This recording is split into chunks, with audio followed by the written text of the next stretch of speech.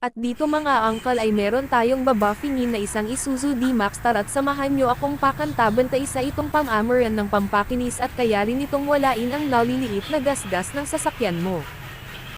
Una sa lahat ay lalagyan natin ta ng mga sangkap, ang sangkap na nakayang palinawin ang pagtingin ng crush mo AAAWW.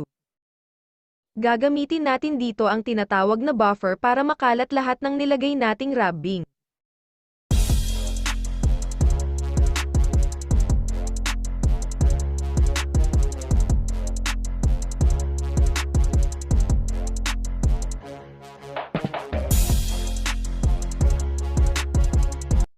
Makikita natin dito na malaki na ang pinagbago, malaki na ang kaibahan niya sa part na hindi pa natin nabuffang. Makikita natin na malaki pinagkaiba ng kintab ng fender, pa ipapantay natin ang kintab nila.